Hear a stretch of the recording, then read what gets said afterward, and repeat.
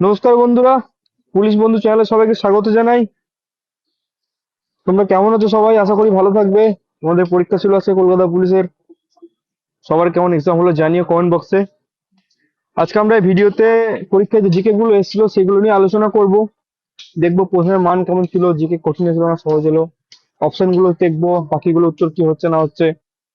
মোটামুটি একটু ডিসকাশন করব জিকে এগুলোকে নিয়ে। ঠিক আছে, চলো তাহলে শুরু করা যাক। প্রথম প্রশ্ন ছিল হচ্ছে, কে আন্তর্জাতিক বুকার প্রাইজ বিজয়ী উপন্যাস টপ অফ ফ্যান্টাসি লিখেছেন? এর উত্তর হচ্ছে গীতাঞ্জলি শ্রী। গীতাঞ্জলি শ্রী 2018 সালে এই উপন্যাসটি লিখেছিল এবং এর যে ইংলিশ ভার্সন সেটি 2022 সালে ইন্টারন্যাশনাল বুকার প্রাইজটি পায়।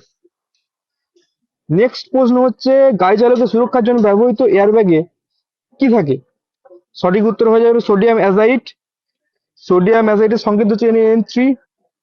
যখন কোনো গাড়ি ক্র্যাশ হয় তখন এই এয়ারব্যাগ যেটা সিলিকন বা সিলিকন নাইলন ব্যাগ দিয়ে তৈরি করা থাকে, প্রচন্ড লাইট হয় এটা।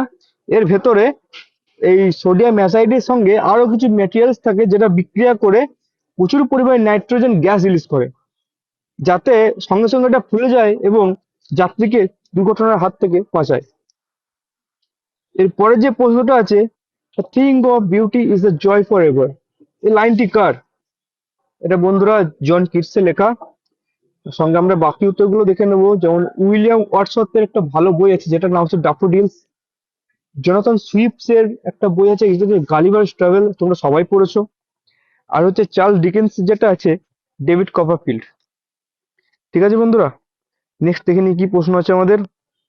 নেক্সট প্রশ্ন হচ্ছে ইতিহাস থেকে, সম্রাট অশোক ধর্মের নীতি প্রচারের জন্য তার ছেলে ও মেয়েকে কোথায় পাঠিয়েছিলেন? এর সঠিক উত্তর হয়ে যাবে হচ্ছে শ্রীলঙ্কা। বন্ধুরা, শ্রীলঙ্কায় পাঠিয়েছিল তার ছেলে মহেন্দ্র এবং তার মেয়ে সঙ্ঘমিত্রাকে। তখনকার দিনে শ্রীলঙ্কাকে বলা হতো সেলন। ঠিক আছে, এগুলো তোমরা মনে রাখবে। নেক্সট যে প্রশ্ন হচ্ছে, কোন দিনটিকে জাতীয় ভোটার দিবস হিসেবে পালন করা হয়? তোমরা যদি আমার আগের ভিডিও দেখে থাকো, সেখানে আমি অনেক টপিক নিয়ে আলোচনা করেছিলাম। সেই টপিক থেকে প্রচুর পরিমাণে প্রশ্ন এসছে এবং সেখানে আমি বলেছিলাম যে রিসেন্ট যে দিবসগুলো ছিল, যেমন জানুয়ারি মাসের ক্ষেত্রে বলেছিলাম 12ই জানুয়ারি ছিল, এবং আরো যে দিবসগুলো ছিল সেগুলো থেকে প্রশ্ন আসতে পারে। তোমরা দেখে নিয়েছো, এটা হচ্ছে তোমার 25শে জানুয়ারি জাতীয় ভোটার দিবস পালন করা হয়। সামনে ইলেকশন আছে, তো এরকম টাইপের প্রশ্ন এক্সপেক্ট করা যেতেই পারে। তারপরের প্রশ্ন হচ্ছে, ক্রীড়া জগতে অসামান্য অবদানের জন্য যে পুরস্কার দেওয়া হয় তা কি? তা হলো অর্জুন পুরস্কার। এবং আরেকটা জিনিস এখানে দেখে নিতে হবে যে দ্রোণাচার্য পুরস্কারটাও আছে, এটা কিন্তু কোচদেরকে দেওয়া হয়। কিন্তু প্রপার যদি তোমাকে বলা হয় ক্রীড়া জগতের ক্ষেত্রে অসামান্য অবদান, এখানে কোনো কোচ বা কিছু পার্টিকুলার ভাবে কোনো ইঙ্গিত করেনি, তখন সেক্ষেত্রে অর্জুন পুরস্কারই হয়ে যাবে। আর ভারতরত্ন তোমরা জানো ভারতের সর্বশ্রেষ্ঠ পুরস্কার। আর পদ্মশ্রী তো জানো, পদ্মভূষণ, পদ্মবিভূষণ, পদ্মশ্রী সব থেকে ছোট পদ্ম পুরস্কার যেটা হয়। এরপরে হচ্ছে 14 নম্বর যে প্রশ্ন, এখানে আছে নিচের কোনটি একটি অধাতু? এখানে অ্যালুমিনিয়াম, গ্যালিয়াম, বোরন, ইন্ডিয়াম সবকিছু আছে। এখানে অধাতু হয়ে যাবে হচ্ছে বোরন। নেক্সট প্রশ্ন আমরা দেখে নেবো কি আছে। নেক্সট প্রশ্ন কি আছে দেখে নেবো। নেক্সট প্রশ্ন হচ্ছে ইতিহাস থেকে আছে, ভারতের স্বরাজবাদী দলের প্রথম সভাপতি কে ছিলেন? খুব ভালো প্রশ্ন এসছে। স্বরাজবাদী দল বা স্বরাজ দলের প্রতিষ্ঠাতা কে ছিল, এটা একদম জানতে হবে আমাদেরকে। প্রতিষ্ঠাতা ছিল হচ্ছে চিত্তরঞ্জন দাস আর মতিলাল নেহেরু। 1923 সালে যখন এই পার্টিটি প্রতিষ্ঠিত হয়েছিল, 1923 সালে যখন এটি প্রতিষ্ঠিত হয়, তখন এর প্রথম সভাপতি ছিল চিত্তরঞ্জন দাস। ঠিক আছে, নেক্সট প্রশ্ন আমরা দেখে নেবো কি আছে। নেক্সট প্রশ্ন, বিজ্ঞানের একটি শাখা নিচের কোন বিষয়ে নিয়ে চর্চা করে? আরবোরিকালচার। আরবোরিকালচার কোন বিষয় নিয়ে চর্চা করে? তোমাদের আগের যে টপিক ছিল সেই টপিকে বলেছিলাম বিভিন্ন বিষয় সংক্রান্ত যে বিদ্যাগুলো আছে সেগুলো খুব ভালো করে পড়ে যেতে, এখান থেকে প্রচুর পরিমাণে প্রশ্ন দিয়ে থাকে পিআরবি। তো তোমরা দেখেছো এখানে দুটো টাইপের উত্তর কিন্তু মানে পসিবিলিটি হয়ে আছে, কিন্তু এখানে গাছ ও সবজি সংক্রান্ত যে চাষ, অ্যাকচুয়ালি হর্টিকালচারের যে বিষয়টা, সেই কনসেপ্টটাই আরো ডিটেলসে পড়াশোনা যখন করবে তখন সেটা আরবোরিকালচার হয়ে যাবে। বুঝতে পেরেছো? এখানে কনফিউজ হো না, অপশন বি সঠিক উত্তর হয়ে যাবে। তারপরে হচ্ছে 25 নম্বর হচ্ছে ব্যাস সম্মান। ব্যাস সম্মান বন্ধুরা সাহিত্য দেওয়া হয়। সাহিত্য হচ্ছে দেওয়া হয় হিন্দি সাহিত্য, হিন্দি লিটারেচার দেওয়া হয়। কে কে বিড়লা যে ফাউন্ডেশন আছে আমাদের ইন্ডিয়ার অফিসিয়াল বড় একটা ফাউন্ডেশন, সে সাহিত্য দেওয়া হয়। তারপরে প্রশ্ন হয়ে যাচ্ছে স্বাধীনতা সংগ্রামী কালজয়ী গান মেরা রং দে বসন্তি চোলা লিখেছিলেন কে? এটি লিখেছিলেন হচ্ছে রামপ্রসাদ বিসমিল। রামপ্রসাদ বিসমিল লিখেছিলেন মেরা রং দে বসন্তি চোলা এই গানটি। তোমরা যদি ভগৎ সিং এর যে মুভিটা ছিল যেখানে Ajay Devgn as the hero ছিল, সেই মুভিতে তোমরা যদি দেখো ভালো করে, তোমরা কিন্তু এই গানটা পাবে সেই সিনেমাতে। ঠিক আছে, নেক্সট দেখে নি আমাদের কি প্রশ্ন আছে। বাহ, খুব ভালো প্রশ্ন। কোন হিল স্টেশনের নামের অর্থ হচ্ছে বজ্রপাতের স্থান? অনেকগুলো প্রশ্ন আছে, অনেকে মানালি, দার্জিলিং, শিলং, গ্যাংটক, অনেকে শিলং করেছে।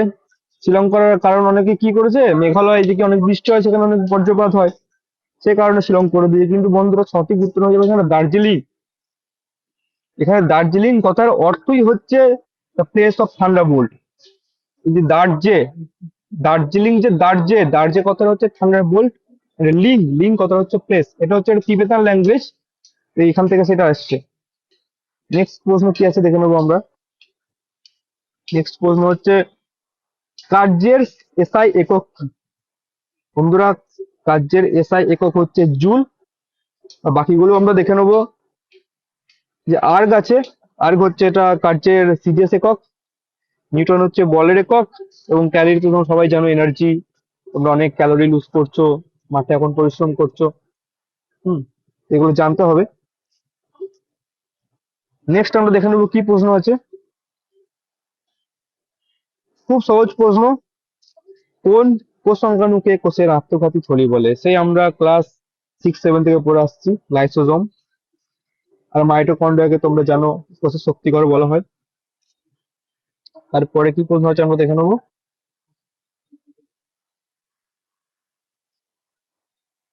জমি পরিমাপের জন্য দিল্লির কোন সুলতান সর্বপ্রথম আদেশ করেছিলেন?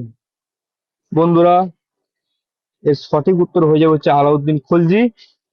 যে ব্যবস্থা একটা মহাসৎ ব্যবস্থা বলে তিনি প্রচলন করেছিলেন, আলাউদ্দিন খলজি সঠিক উত্তর হয়ে যাবে এখানে।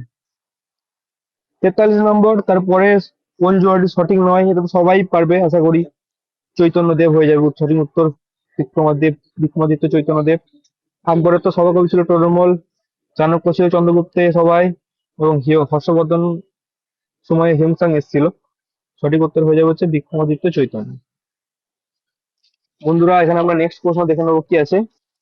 সোনালী বিপ্লব কোনটির সাথে সম্পর্কিত? সোনালী বিপ্লব কোনটির সাথে সম্পর্কিত? এখানে হয়ে যাবে বন্ধুরা হর্টিকালচার। অনেকে করেছিল, এটাই সঠিক উত্তর হয়ে যাবে। কিন্তু একটু কনফিউজিং ব্যাপার আছে এখানে।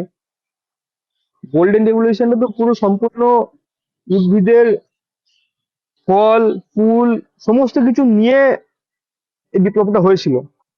তো সেক্ষেত্রে খাদ্যশস্য, তৈলবীজ, ডাল এগুলো সবই উদ্ভিদেরই একটা অঙ্গ বলা যেতে পারে।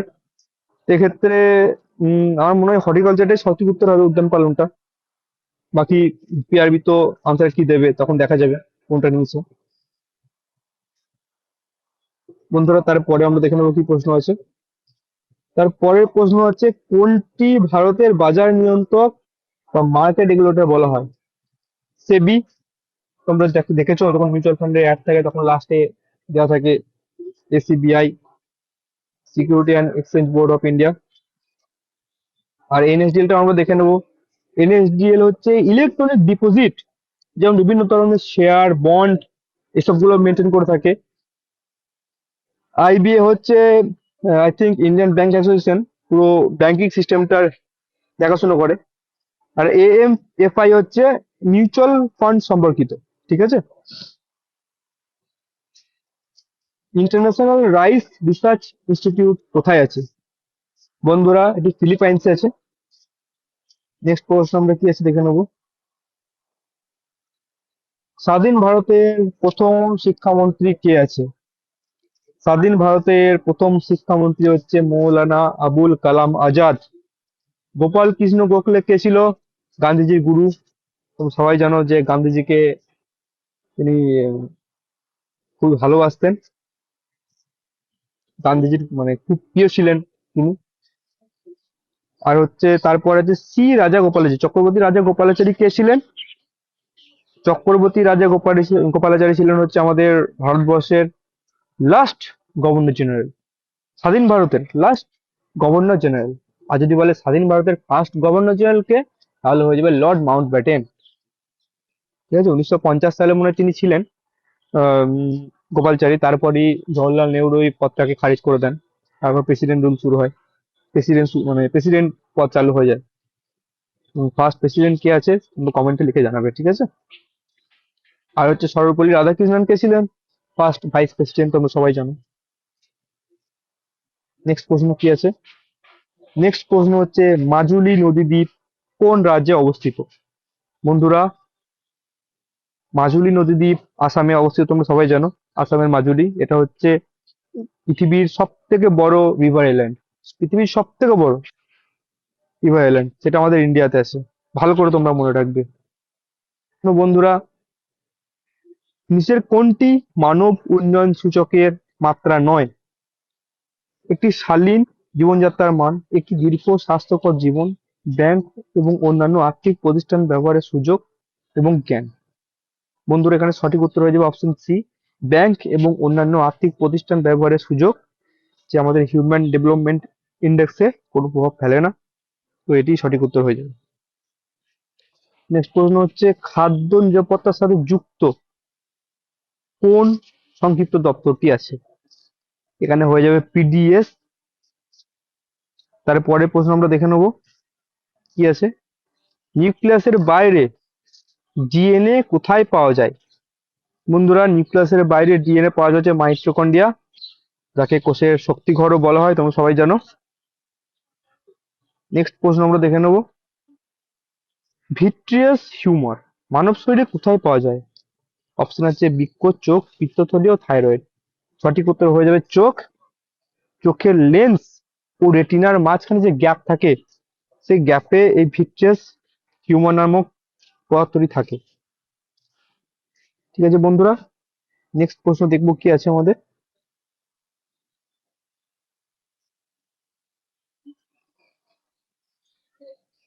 নিচের কোন যন্ত্রের দ্বারা বিদ্যুৎ প্রবাহ পরিমাপ করা হয়? নিচের কোন যন্ত্রের দ্বারা বিদ্যুৎ প্রবাহ পরিমাপ করা হয়?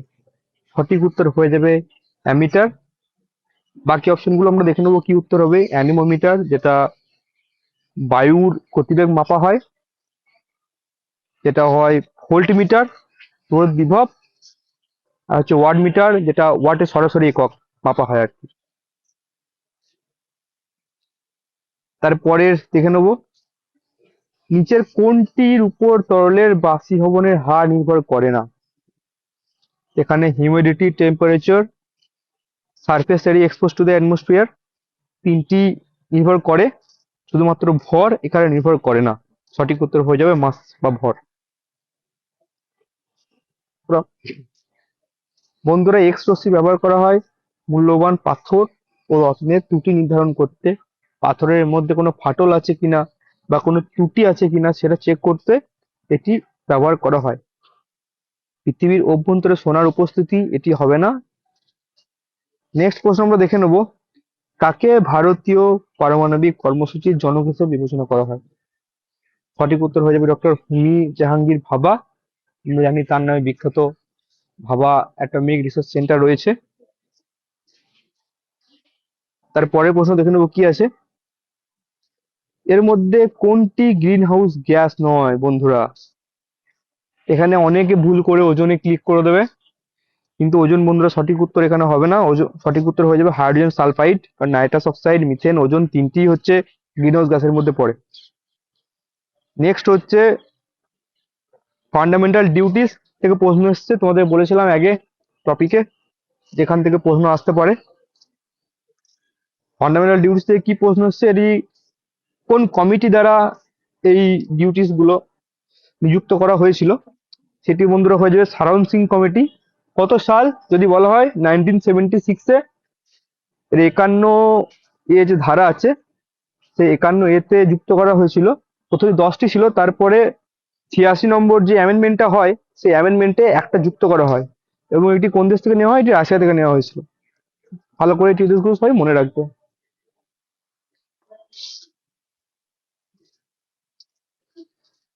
বন্ধুরা, পরের প্রশ্ন দেখে নেবো কি আছে।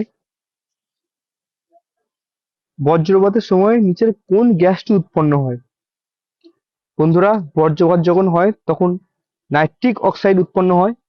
পরে সেটি অক্সিজেনের সঙ্গে বিক্রিয়া করে নাইট্রোজেন ডাই অক্সাইড উৎপন্ন করে। এক্ষেত্রে দুটোই তো উৎপন্ন হচ্ছে, এবার কোনটা পিআরবি নেবে সেটি এখানে কনফিউজিং। এক্ষেত্রে সর্বপ্রথম যদি বলা হয় নাইট্রিক অক্সাইডটাই বলা যেতে পারে সর্বপ্রথম। পরের প্রশ্নটা আমরা দেখে নেবো কি আছে।